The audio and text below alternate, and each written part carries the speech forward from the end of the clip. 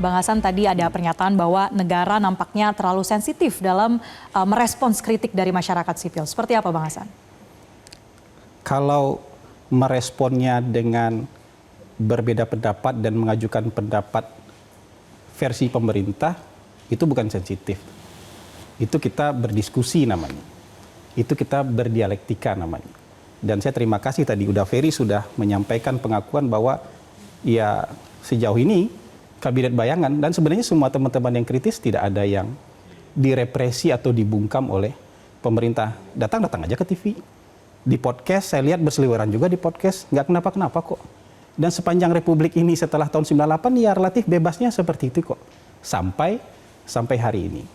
Tapi mengenai disinformasi, fitnah dan kebencian, kita harus bikin klaster khusus nih soal ini. Saya mau kasih contoh. Inggris tahun 2024 itu menangkap 1.800 orang gara-gara kerusuhan di Southport. Gara-gara ada pembunuhan terhadap 3 orang siswi tari, itu dibuatlah sebuah sosok khayalan bernama Ali Al-Sakati. Sosok khayalan sehingga kemudian warga Inggris yang sayap kanan kemudian membenci imigran muslim sehingga melakukan kerusuhan di sana. Padahal pelakunya bukan imigran muslim. Terjadi kerusuhan 7 hari. 1.800 orang ditangkap berdasarkan OSA, Online Safety Act. Ada aturan yang mengikat di sana. Sebagian ditangkap karena melakukan kerusuhan. Tapi sebagian lagi ditangkap karena menyebarkan disinformasi. Menyebarkan provokasi, menyebarkan hasutan untuk membakar hotel tempat menginap para imigran pencari suaka. Menyebarkan hasutan untuk membakar toko-toko muslim. Untuk membakar tempat ibadah, menghancurkan tempat ibadah. Ditangkap gara apa? Gara-gara menyebarkan informasi dengan jari mereka. Jadi jari pun sekarang ya menyebarkan informasi yang seperti sekarang di negara paling demokratis sekalipun nggak akan mereka anggap sebagai kritik, dianggap sebagai ancaman keamanan, dianggap sebagai ancaman terhadap keberlangsungan negara mereka. Nah ini sudah menjadi kesadaran bagi banyak negara ini. Singapura menerapkan namanya POFMA, Inggris menerapkan namanya OSA, Rusia, Turki punya itu, Cina yang udah tertib aja menerbitkan 3 aturan. Bagaimana adab dan tata krama bermedia sosial. Bagaimana dengan di Indonesia, Bang? Kita sedang menuju ke sana. Tapi mau nggak mau harus hati-hati. Karena kadang-kadang begitu kita mau bicara dengan kata-kata tertib, Uda Ferry dan kawan-kawan langsung merasa itu pembungkaman. Baik. Padahal negara demokratis sekalipun sekarang punya aturan itu. Ayo kita kaji bersama-sama, ayo kita renungkan bersama-sama. Negara memikirkan itu juga. Pemerintah juga memikirkan itu. Tapi harus dengan sangat hati-hati.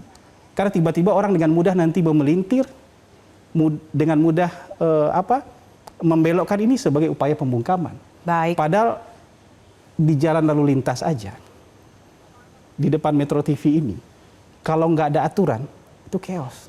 Artinya memang kita harus perangi bersama begitu ya, jadi, Bang Hasan. Disinformasi, fitnah dan kebencian ini harus kita bedakan klasternya dengan kritik. Karena buktinya yang kritik sampai sekarang hidupnya baik-baik aja. Berbicara terkait dengan aturan, kita lihat berikut ini bagaimana tindakan dari aparat penegak hukum soal munculnya hoax terkait dengan demo. Tim kolaborator penaatan hukum Polda Metro Jaya sejak Juni sampai dengan Agustus 2026 telah melakukan upaya pendalaman terhadap 28 orang penggiat media sosial dengan 37 akun yang terindikasi berkaitan dengan penyebaran konten provokatif, destruktif, dan hoax. 10 orang dilanjutkan ke dalam proses penyidikan dan saat ini sedang menjalani proses penyidikan, juga menjalani proses penahanan di Rutan Polda Metro Jaya. Kemudian terhadap 18 orang diberikan peringatan dan edukasi. Baik, untuk menjawab sebetulnya siapa di balik munculnya isu-isu hoax ini, kita ada tambahan data pemirsa terkait dengan hasil riset dari Monash University Indonesia mengenai ada yang sebetulnya mengorganisir munculnya isu-isu terkait demo. Temuan kuncinya ada 197.000 unggahan soal demo mahasiswa. Kemudian ada aktivitas di mana retweet yang dilakukan begitu cepat, kurang dari 1 detik yang mustahil dilakukan secara manual oleh tangan manusia. Kalau begitu pertanyaan ke Bang Ferry, kalau kemungkinannya ini tidak organik, ada yang mengorganisir, siapa dugaannya? Kita malah melihat ya, bukan negara tidak tahu siapa. Jangan di titik tertentu kan negara juga berperan mengabaikan itu. Apakah pelakunya adalah bagian dari negara, intelijen misalnya. Karena di beberapa isu sebelum aksi besar-besaran, selalu ada upaya membangun isu tertentu sehingga tensi aksi menjadi turun.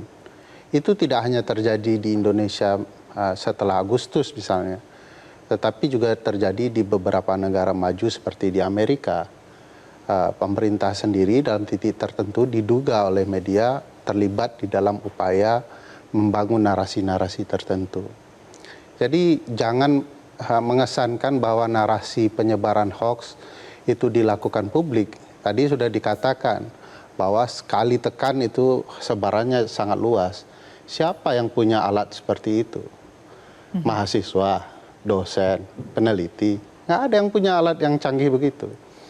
Dan jangan dinafikan juga ada upaya-upaya negara untuk membungkam itu. Di Agustus ada 3.000-an kasus, 600-annya masih berjalan diperiksa dan terus ada persidangan-persidangan terhadap mereka. Andri Yunus memperlihatkan wajah negara dalam bentuk lain yang tidak disampaikan oleh Huda Hasan ya, bahwa negara bisa setega itu kepada warga negaranya dengan alasan itu provokatifkah, tidak sesuai dengan Pancasila kah, dan lain-lain. Baik. Nah, kalau dari pemerintah bagaimana, Bang Hasan? Apakah memang sudah mengetahui siapa aktor intelektualnya? Tadi kan berdasarkan hasil riset kan menggunakan mesin. Dan kuat dugaan memang itu digunakan dengan mesin. Dan tapi kalau tuduhan misalnya negara terlibat, itu menurut saya sebuah tuduhan yang memang harus dibantah. Karena pemerintah tidak mungkin menaruh keamanan negara sebagai tempat main-main. Karena yang berisiko masyarakat terdampak, pemerintah terdampak, keberlangsungan kita sebagai sebuah bangsa juga terdampak. Jadi nggak bisa main-main dalam hal gitu. Mau intelijen kontra intelijen nggak akan main-main soal itu. Sekali lagi saya bilang ini borderless, ya. Tapi apakah ada aktor yang mencoba memanas-manasi situasi inline dengan ini? Ada. Dan orangnya pun masih baik-baik aja kok.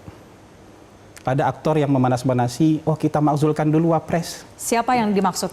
Iya, seniornya ini, hukum tata negara juga. Kita makzulkan dulu Wapres. Bahkan pakai sayembara gitu, kita makzulkan dulu Wapres sebelum kita makzulkan Presiden. Baik, Bang Ferry bagaimana tanggapannya? Tadi langsung ditunjuk kepada seniornya Bang Ferry. Ya, kalau perspektif hukum tata negara silakan, sih, bagi saya boleh-boleh saja punya perspektif. Karena bahasa dalam pasal 8 itu kan perlu dipahami. Baik kedua-duanya presiden dan atau wakil presiden, dua-duanya bisa. Salah satunya bisa, baik presiden ataupun wakil presiden. Mungkin senior saya itu berpikir ya wakil presidennya bisa ya, hak dia gitu ya. Dan masing-masing kita punya perspektif dalam membaca pasal itu dan melihatnya dalam ruang praktik ya. Jadi tidak perlu juga khawatir dengan pernyataan-pernyataan tersebut, kan juga sudah dibalas oleh senior saya yang ada di Bang Hasan Nasbi, perspektif ketatanegaraan lainnya, itu boleh-boleh saja.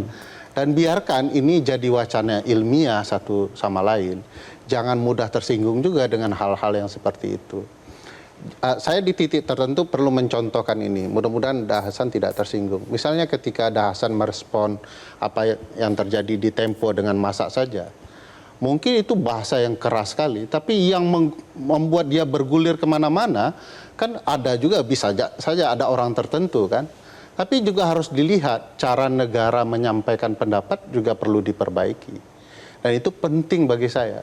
Akan adakah orang yang memanfaatkan ketika figur-figur tertentu di istana salah ngomong? Ya pasti ada. Dan tidak selalu itu mahasiswa, dosen, peneliti yang juga kritis di tempat yang lain. Bagi saya biasa saja. Apa yang dilakukan Presiden berulang kali memancing hal-hal yang membuat mesin-mesin tertentu menyebarluaskan kian kemari ya. Presiden tidak bisa menghitung itu kan sudah berkali-kali.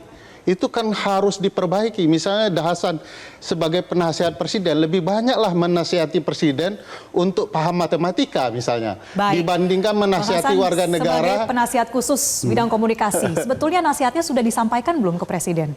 Loh, kita setiap rapat itu berunding tentang banyak hal, termasuk memberikan masukan-masukan. Jadi kalau misalnya masukan, saran, fakta, data, saya rasa di meja presiden sudah sangat penuh. Ini fakta yang harus. Tapi saya tuh sebenarnya senang mendengarkan kalau misalnya dari tadi Uda Ferry menyatakan membela kelompok-kelompok kritis. Dan harus dibuktikan juga bahwa kelompok kritis sampai sekarang aman kok berbicara. Tadi kasih contoh soal Andre Yunus. Mungkin ada aparatur negara yang kemudian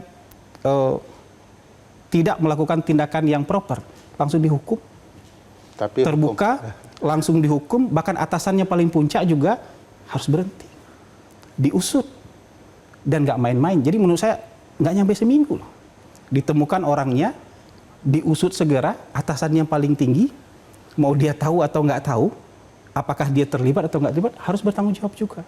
Dan ini menurut saya bentuk tanggung jawab dari negara, dari pemerintah, untuk tetap menjaga ruang demokrasi.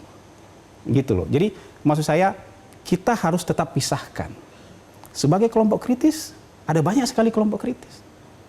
Akademisi, pengamat, LSM, menurut saya kita harus jujur nih timbangannya. Hidup mereka, ada yang dihalang-halangin di jalan nggak?